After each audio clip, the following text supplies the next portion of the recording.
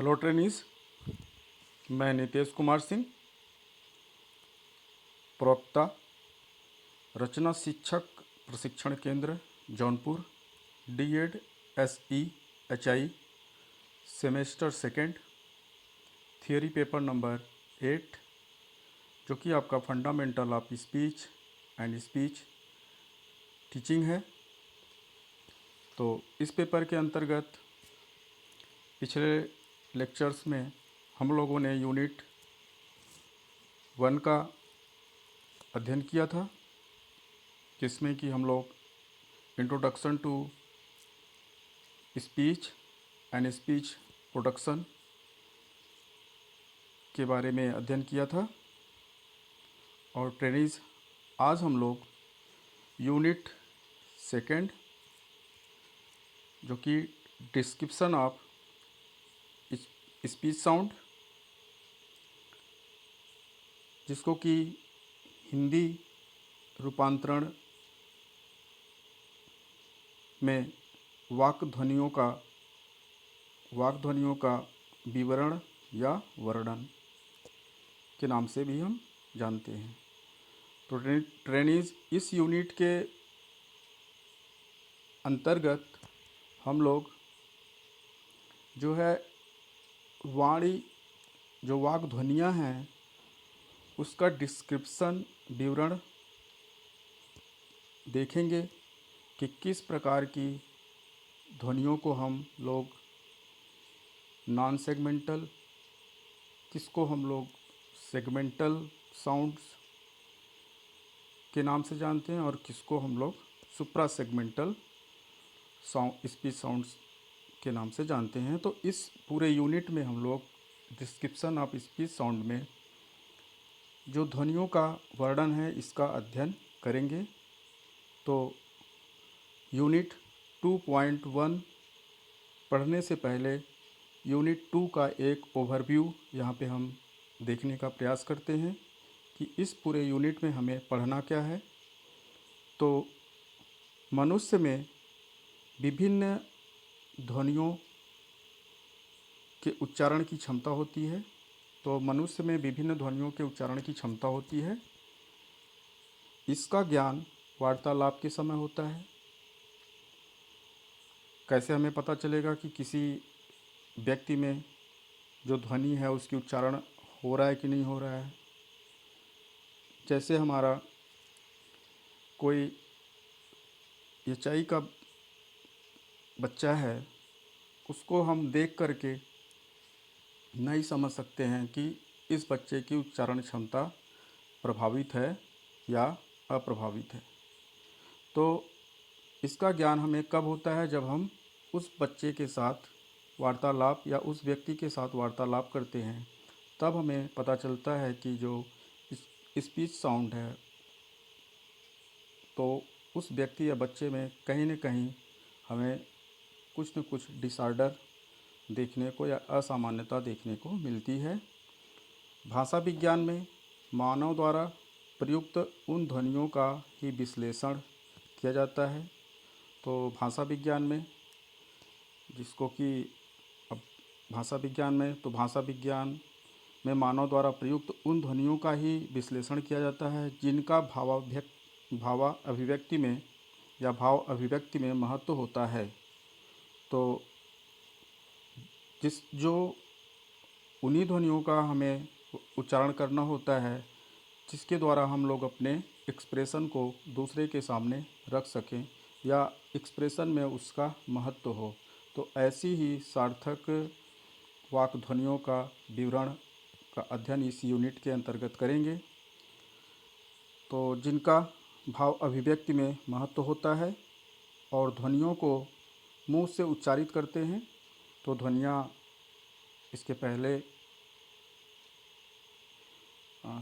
इसके पिछले वाले लेक्चर्स में हम लोगों ने देखा था यूनिट में कि जो आर्टिकुलेटर्स हमारे हैं, वो मुंह के माध्यम से उच्चारण की प्रक्रिया संपन्न करते हैं। तो ध्वनियों को मुंह से उच्चारित करते हैं, उनकी तरंगें चलकर दूसरे के कान तक पहुंचती हैं, और जब दूसरे के कान तक ध्वनि तरंगे पहुंचती हैं और दूसरा व्यक्ति उन्हें सुन लेता है। तो सुनने के पश्चात क्या करेगा, वो उसको समझने का प्रयास करेगा। तो ट्रेनीज इस प्रकार से जो जो उनकी जो ध्वनि तरंगे हैं चलकर दूसरे के कान तक पहुंचती हैं और दूसरा व्यक्ति उन्हें सुन लेता है। तो इस प्रकार से इसके 3 रूप हैं, या कह सकते हैं आरंभ से इति तक, आरंभ से अंत तक इनकी 3 स्थितियां हैं।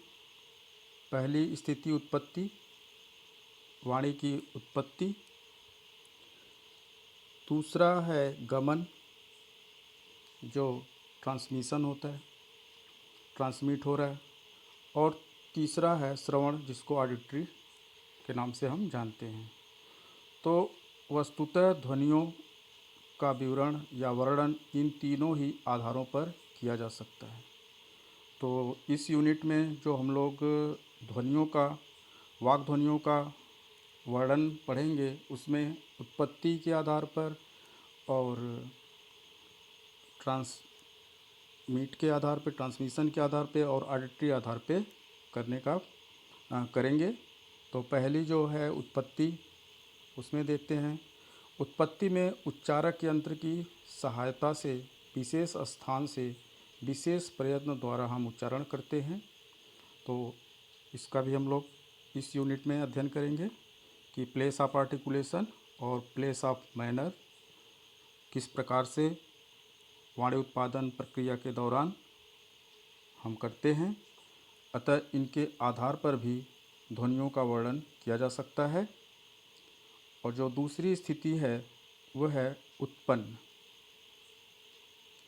होते ही जब वो उत्पन्न वाणी उत्पन्न होती है तो ध्वनि तरंगे बनती हैं और ये तरंगे तीव्रता, गति, स्वरूप आदि की दृष्टि से विभिन्न प्रकार की होती हैं, जिसको कि हम पिछले यूनिट में पैरामीटर्स ऑफ स्पीच में देख चुके हैं। इन तरंगों के आधार पर भी ध्वनियों का वर्णन किया जा सकता है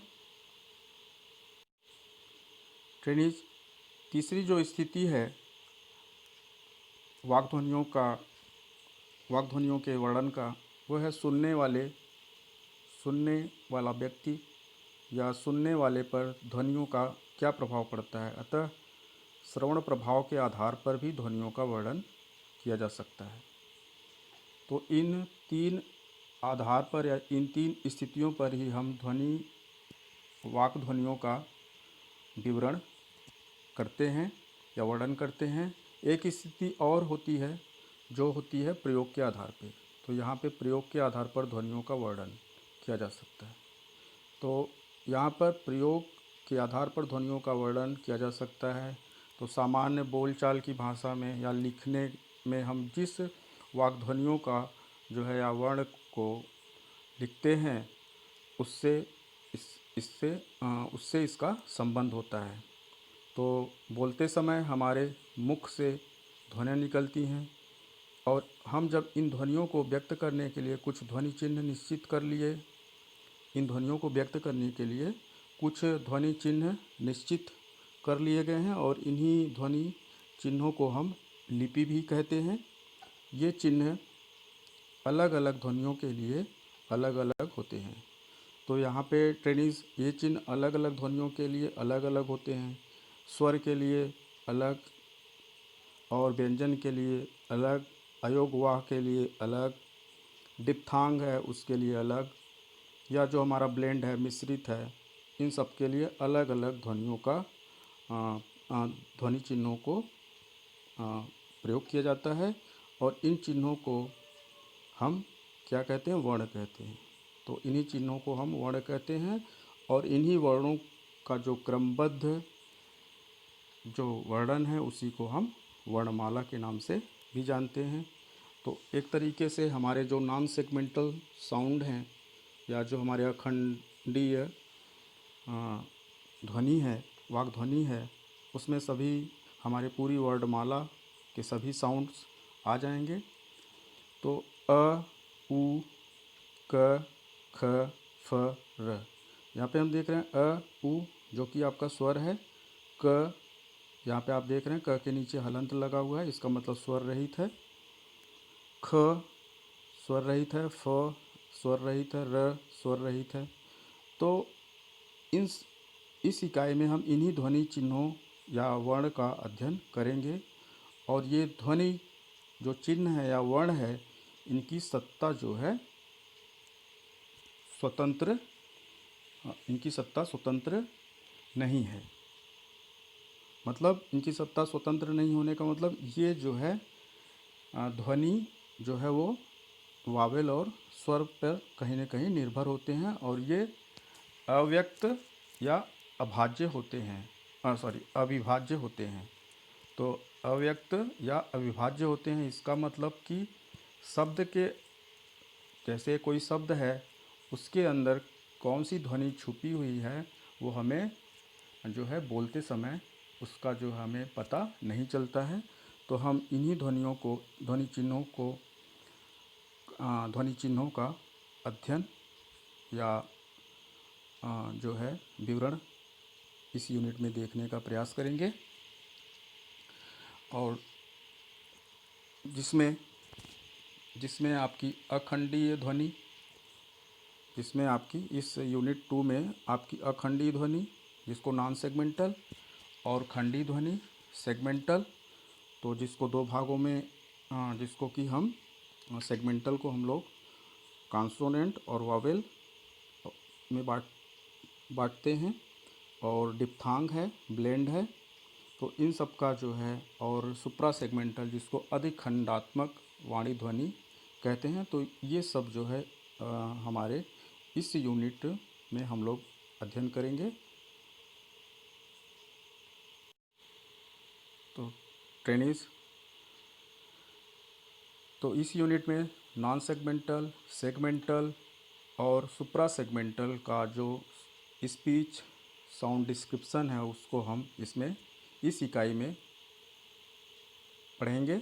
तो इस इकाई को पढ़ने या अध्ययन से आप इस योग्य हो जाएंगे कि श्रवण हानि वाले बच्चों में भाषण समस्याओं की पहचान आप कर सकेंगे, तथा उच्चारण करने में या किस प्रकार के आर्टिकुलेटर्स उनके काम नहीं कर रहे हैं, इसका इन सब समस्याओं की पहचान आप कर लेंगे। और तथा ध्वनियों को वर्गीकृत करने में कहाँ पर समस्या आ रही है तो उसको हम सेगमेंटल, नॉन सेगमेंटल या सुप्रा सेगमेंटल के माध्यम से सॉल्व करने का, समस्या का समाधान करने का प्रयास करेंगे। और हम स्पीच टीचिंग या स्पीच थेरेपी में इन सब जो हमारे सेगमेंटल हैं, नॉन सेगमेंटल और सुप्रा सेगमेंटल है, इन सब का हम प्रयोग करते हैं। ट्रेनिज, आइए इकाई 2 से संबंधित इकाई 2.1 का अध्ययन करते हैं। तो ट्रेनिज 2.1 जिसका कि टॉपिक है नॉन सेगमेंटल स्पीच साउंड। तो नॉन सेगमेंटल, जैसा कि नाम से ही पता चल रहा है, सेगमेंट का मतलब होता है विभाजन या विभाजित, और नॉन का मतलब नहीं। तो इसका मतलब कि ऐसी ध्वनियाँ या अखंड या खंडितर ध्वनियाँ ऐसी ध्वनियाँ होती हैं जिनके खंड करना संभव नहीं होता, जिनके खंड करना संभव नहीं होता। और ऐसी ही ध्वनियों को हम खंडेतर या अखंड ध्वनियों के नाम से जानते हैं। तथा वर्ण में निहित ध्वनि के टुकड़े नहीं किए जा सकते। जैसे कोई वर्ण है, उसमें जो ध्वनि है, जो फोनीम है, उसको हम टुकड़े में नहीं कर सकते हैं। तो इसको हम एक उदाहरण के माध्यम से समझने का प्रयास करते हैं। उदाहरण द्वारा मूल ध्वनियों को स्पष्ट किया जा सकता है। मूल ध्वनियों को स्पष्ट किया जा सकता है। जैसे रात शब्द में 4 मूल ध्वनियाँ हैं। जिनके टुकड़े किए जा सकते हैं। तो जो शब्द है इसका टुकड़ा इसका विभाजन हम कर सकते हैं, लेकिन जो मूल ध्वनियाँ हैं उसको विभाजित हम नहीं कर सकते हैं। तो इसमें सब 4 मूल ध्वनियाँ हैं और इन्हीं को हम अखंडीय या खंडेतर ध्वनि के नाम से जानते हैं। जैसे रात में र, उसमें स्वर आ, धन त व्यंजन है और उसमें स्वर अ। तो रात, हालांकि अ स्वर के लिए कोई भी चिन्हात्मक ये लिपि में उसका उल्लेख नहीं है। तो रात में 4 मूल ध्वनियाँ हैं, तो इन मूल ध्वनियों को विभाजित हम नहीं कर सकते हैं। इन्हीं अखंड मूल ध्वनियों को हम क्या कहते हैं? वर्ण कहते हैं। और इन अखंड मूल ध्वनियों को वर्ण कहते हैं।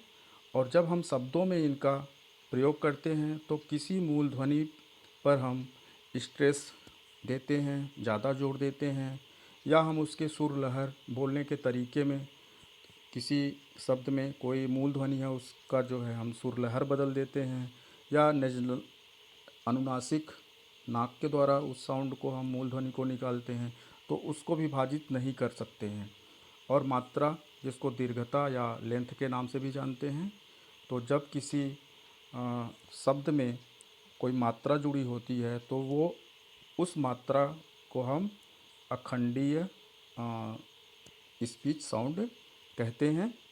और संहिता या संगम, जैसे कि संहिता या संगम का है, जिसको हम जंक्चर आदि के नाम से जानते हैं। तो ऐसी ही खंडेतर ध्वनियाँ हैं। अखंड ध्वनियों की संकल्पना समझने से पहले अक्षर की संकल्पना भी समझना आवश्यक है, क्योंकि जो मूल ध्वनियाँ हैं जिसको कि हम विभाजित नहीं कर सकते हैं, और वो वर्ण से संबंधित है, और वर्ण जो है हमारी अक्षर से संबंधित है। तो यहाँ पे सबसे पहले हमें अक्षर की संकल्पना को समझना अति आवश्यक होगा। तो ट्रेनिज यहाँ पे देखते हैं कि अक्षर तथा अक्षरिक संरचना, जिसको कि हम सिलेबल के नाम से भी जानते हैं। तो जब हम सांस लेते हैं तो वायु हमारे फेफड़े में जाती है, वायु जो है हमारे फेफड़े में जाती है, जिसके परिणाम स्वरूप फेफड़े फूलते और सिकुड़ते हैं। फेफड़ों के फूलने और सिकुड़ने को हृदय स्पंद के नाम से भी हम जानते हैं। एक हृदय स्पंद में कभी तो केवल एक स्वर का ही उच्चारण किया जाता है, जैसे आ, ए, ओ आदि, और कभी एक से अधिक ध्वनियाँ, जैसे आज, जा, लोग, उम्र, प्राण का भी उच्चारण किया जाता है। तो इस प्रकार से एक हृदय स्पंद में जितनी भी ध्वनियाँ एक साथ उच्चरित होती हैं, वे सब मिलकर एक अक्षर का निर्माण करती हैं। तो हृदय स्पंद से जितनी ध्वनियों का हम एक उच्चारण करते हैं, वो परस्पर मिल करके एक अक्षर का निर्माण करती हैं। अक्षर का निर्माण करती हैं, जिसको कि हम सिलेबल के नाम से जानते हैं। और यदि एक हृदय स्पंद में केवल एक ही ध्वनि उच्चारित की जाती है तो वह स्वर होती है। यदि एक हृदय स्पंद के द्वारा जो हम माध्यम से हम ध्वनि को उच्चरित करते हैं तो वह स्वर होता है। और एकाधिक ध्वनियों में स्वर के पहले और बाद में व्यंजन ध्वनियाँ भी आ सकती हैं। यदि किसी शब्द में 2 स्वर उच्चरित होते हैं, यदि किसी शब्द में 2 स्वर उच्चरित होते हैं तो उसमें 2 अक्षर का मतलब 2 सिलेबिक साउंड्स है वो होते हैं, जैसे आ, ओ, आ, ई। तो इसमें हम 2 स्वर देख रहे हैं, आ, ओ, दोनों हमारे स्वर हैं, आ, ई। तो इन स्वरों के संयोग से जो है हमारे आ, ओ, आ, ई आदि ध्वनियों का उच्चारण हो रहा है, तो जो कि टू सिलेबिक में हम इसको रख सकते हैं, क्योंकि इनका उच्चारण दो हृदय स्पंदों के द्वारा होता है। जैसे पहला हृदय स्पंद क्या है, आ, दूसरा क्या है, आओ। तो आ, ओ, तो दो हृदय स्पंदों के द्वारा होता है। अतः जिस शब्द में जितने स्वर होंगे वह शब्द उतने ही अक्षरों से बना होगा। तो कोई भी शब्द है तो उसमें जितने भी स्वर की मात्रा होगी, इसका मतलब कि उस शब्द में उतने अक्षर हैं। जैसे कभी कभी लोग बोलते हैं कि राम में कितने अक्षर हैं, या आम, आम में कितने अक्षर हैं, या आम में कितने सिलेबल हैं। तो आम में आम हमारा एक ही हृदय स्पंद हो रहा है, तो वो हमारा आम जो है वो वन सिलेबिक साउंड है। अब हम लोग ट्रेनिज अक्षरिक संरचना के बारे में देखते हैं कि अक्षर की संरचना बिना स्वर के नहीं हो सकती। तो कोई भी ऐसा लेट अक्षर नहीं है जिसकी जिसकी संरचना या उत्पादन बिना स्वर के हो।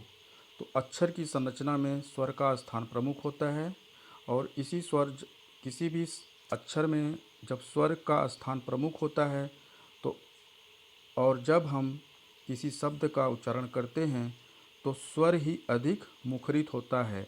मतलब सोनोरिटी जो है, सोनोरिटी ऑफ वावेल, ये जो है अधिक होता है वावेल का। इसीलिए वह अक्षर का केंद्रक, जिसको कि हम न्यूक्लियस या शीर्ष के नाम से जानते हैं, कहते हैं।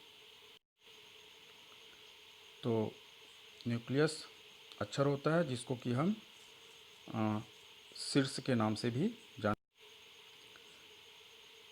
ट्रेनिज, यदि किसी अक्षर में स्वर के पहले यदि किसी अक्षर में स्वर के पहले, यहाँ पे थोड़ा स्पष्ट आपको दिखाई नहीं दे रहा है, पहले, यदि किसी अक्षर में स्वर के पहले तथा बाद में व्यंजन भी आ रहे हैं, तो स्वर के पूर्ववर्ती, मतलब स्वर के जो पहले आ रहे हैं व्यंजन, तो उसको हम आनसेट या आरंभ या शुरुआत का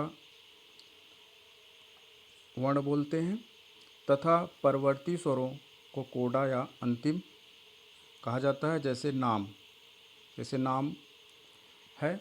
अब हम देखते हैं कि इसमें जो है नाम कितने सिलेबिक हैं, तो इसमें हम इस संरचना के माध्यम से देखने का प्रयास करेंगे कि अक्षरिक संरचना नाम की इस प्रकार से है।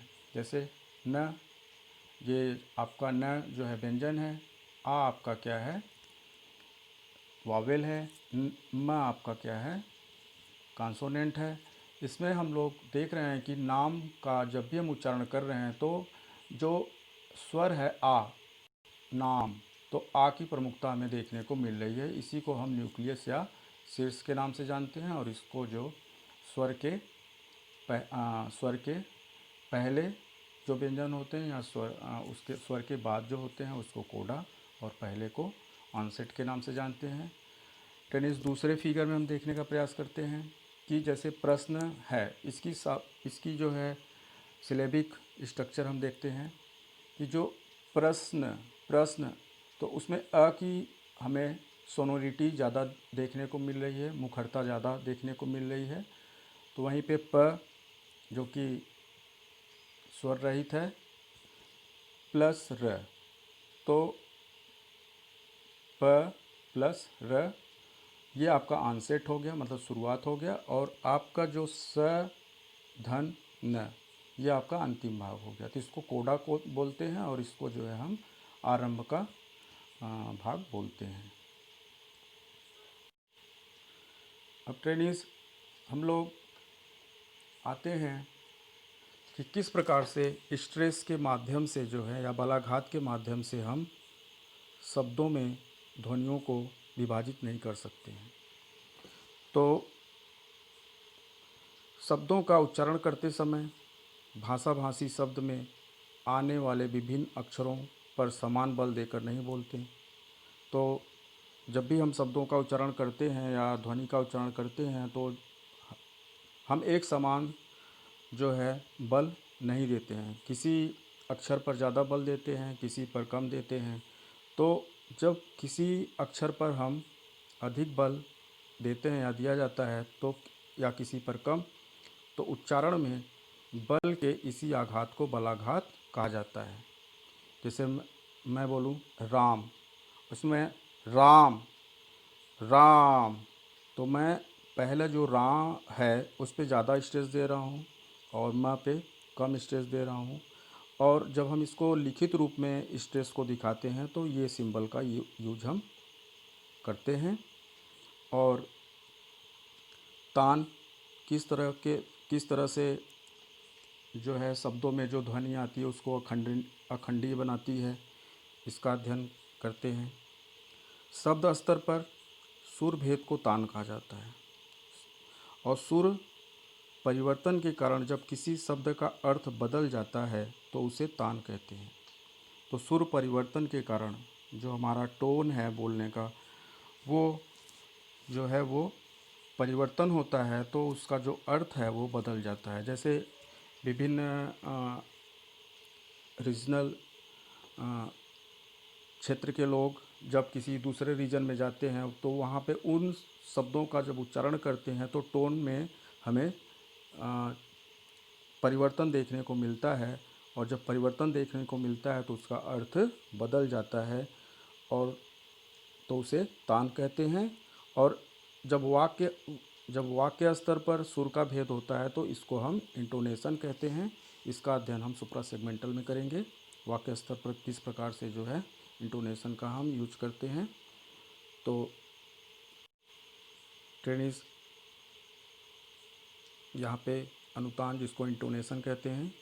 हिंदी और अंग्रेजी आदि भाषाओं में सुर परिवर्तन से जो टोन है परिवर्तन से शब्द का अर्थ तो नहीं बदलता पर वाक्य का अर्थ अवश्य बदल जाता है।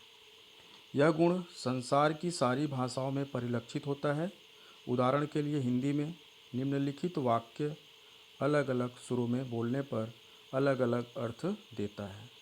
तो यहाँ पे हम एक अनुतान या इंटोनेशन किस प्रकार से उसमें जो ध्वनियाँ आ रही हैं वो अखंडनीय होकर के वाक्य शब्द का या वाक्य का अर्थ बदल दे रही हैं। जैसे यहाँ पे सामान्य कथन में हम देख रहे हैं वह आ रहा है, इसमें कोई भी सामान्य कथन है, सिंपल स्टेटमेंट है। वहीं पे दूसरा हम देख रहे हैं वह आ रहा है, मतलब हम जैसे प्रश्न पूछ रहे हैं।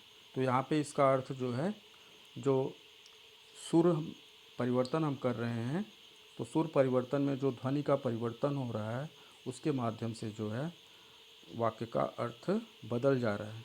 तीसरा हमारा जो एक्सक्लेमेटरी जो है वह आ रहा है, मतलब आश्चर्य हम दिखा रहे हैं कि किस प्रकार से हम जो है टोन सुर भेद के माध्यम से हम वाक्य को बदल सकते हैं या उसके अर्थ को बदल सकते हैं। तो इंटोनेशन में हम राइजिंग एंड फॉलिंग के क्रम को देखते हैं, तो जिसको आरोह और अवरोह की दृष्टि से अनुतान के निम्न स्तर हो सकते हैं। तो उच्च आरोही इसको राइजिंग बोलते हैं, निम्न इसको फॉलिंग कहते हैं, तथा एक मिडिल इसको मध्य या सम के नाम से हम जानते हैं। अब ट्रेनिज हम लोग मात्रा किस प्रकार से किसी शब्द में ध्वनि को अखंडीय बनाती है इसका अध्ययन करते हैं। मात्रा इसको कि हम दीर्घता या लेंथ के नाम से जानते हैं। जब किसी स्वर का उच्चारण कुछ दीर्घ समय तक किया जाता है तो वह स्वर जो है दीर्घ कहलाता है, और इस दीर्घता के कारण भी शब्द का अर्थ बदल जाता है। तो जब किसी भी स्वर का उच्चारण करते समय हम थोड़ा ज़्यादा जो मात्रा है उसका जब प्रयोग करते हैं तो दीर्घ समय लगता है, और जब दीर्घ समय लगता है तो उसी को हम दीर्घ स्वर या स्वर दीर्घ के नाम से जानते हैं। हिंदी में अ, उ तथा ई ये तीन जो है ह्रस्व स्वर हैं, जिसको लघु स्वर के नाम से भी जानते हैं। यदि इनका उच्चारण दीर्घ समय तक किया जाए, यदि इनका उच्चारण हम दीर्घ समय तक कर रहे हैं, जैसे आ, ओ, ई, तो यहाँ पे जो नॉन सेगमेंटल साउंड है वहाँ पे हमें देखने को मिल रहा है। यदि इनका उच्चारण दीर्घ समय तक किया जाए तो ये दीर्घ हो जाते हैं, जैसे आ, ऊ, ई। तो यहाँ पे हम देख रहे हैं कि कैसे हर्ष जो है वो दीर्घ में बदल रहा है। पल, अब इसमें जब हम प पे मात्रा लगाते हैं तो पाल, तो दीर्घता जो है इसकी बढ़ जा रही है। चल, चाल, दिन, दीन, सुना, सूना। तो इन सब का जो है अर्थ परिवर्तन हो रहा है, लेकिन जो इसमें जो ध्वनि है वो अखंडनीय होती है। नेक्स्ट हम देखते हैं अनुनासिकता। अ से लेकर औ तक हिंदी के सभी स्वर निरनुनासिक हैं। तो अ से औ तक हिंदी के जितने भी सभी स्वर हैं वो निरनुनासिक हैं, लेकिन इनका उच्चारण करते समय यदि हम मुंह के साथ साथ नाक से भी वायु को बाहर निकालते हैं तो ऐसे वायु को बाहर निकालते हैं तो ये सभी स्वर जो है वो नासिक में बदल जाते हैं, जिसको कि हम नेजल साउंड के नाम से जानते हैं। तो नेजल साउंड जो है अपने आप में क्या है, वो नॉन सेगमेंटल है। तो टेनिस हिंदी में अनुनासिकता एक महत्वपूर्ण अखंड ध्वनि है, जैसे सास, सास, सांस, सास।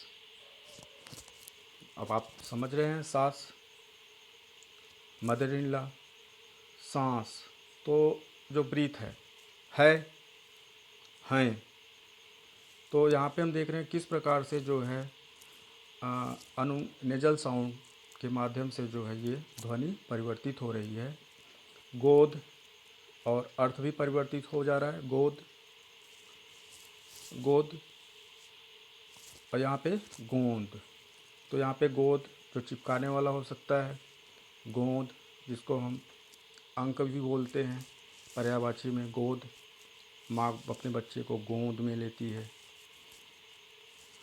पूछ, पूछ मतलब यहाँ पे कुछ किसी से पूछना से संबंधित है। वहीं पे पूछ, तो यहाँ पे जो जानवरों की पूछ है उनसे संबंधित है। तो अनुनासिकता को लिखित भाषा में जब हम प्रयोग करते हैं तो उसके ऊपर बिंदु या चंद्र बिंदु लगा देते हैं। तो इसका मतलब होता है कि ये जो साउंड है ये नेजल साउंड है और ये जो है अपने आप में अखंडनीय है। नेक्स्ट हम देखते हैं संगीता या संगम, जिसको जंक्चर कहते हैं। तो शब्दों का उच्चारण करते समय जब भी हम शब्दों का उच्चारण करते हैं तो एक ही शब्द के बीच में आने वाले किन्हीं दो ध्वनियों के बीच, तो जब हम शब्दों का उच्चारण करते हैं और एक ही शब्द के बीच में आने वाली दो ध्वनियों के बीच, तो शब्द है, उस शब्द में जितनी भी ध्वनियाँ हैं उनके बीच यदि थोड़ी देर रुक कर उच्चारण किया जाए तो अनेक भाषाओं में शब्दों का अर्थ बदल जाता है, और विशेषकर हिंदी में इसका अर्थ बदल जाता है। उदाहरण के लिए हिंदी में सिर का शब्द एक है।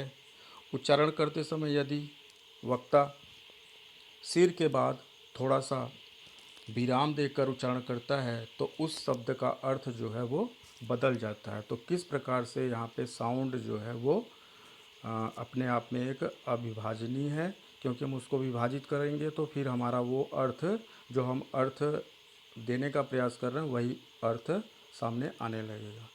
तो यहाँ पे नॉन सेगमेंटल साउंड शब्दों के परिवर्तन में या शब्दों के अर्थ में बहुत ही महत्वपूर्ण भूमिका निभाता है, जैसे हम सिर का शब्द में देख रहे हैं। तो टेनिस सिर के बाद यदि हम थोड़ा विराम देते हैं तो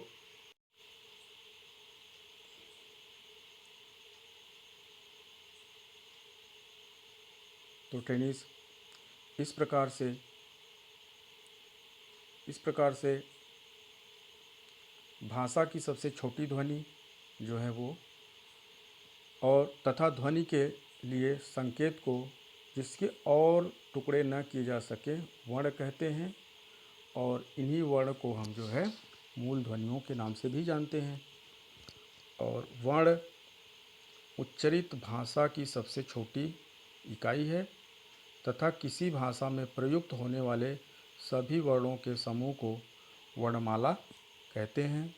हिंदी की वर्णमाला को 3 भागों में बांटा गया है, जिसमें स्वर, व्यंजन, अयोग व और संयुक्त स्वर, मिश्रित आदि का जो है हम अध्ययन जो है विस्तृत अध्ययन आगे की इकाई 2.2 में करेंगे।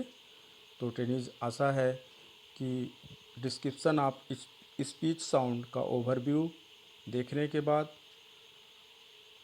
2.1 जो कि नॉन सेगमेंटल स्पीच साउंड है, जिसको कि खंडेतर या अखंड वाक ध्वनियाँ कहते हैं, आपको अच्छी तरह से समझ में आया होगा।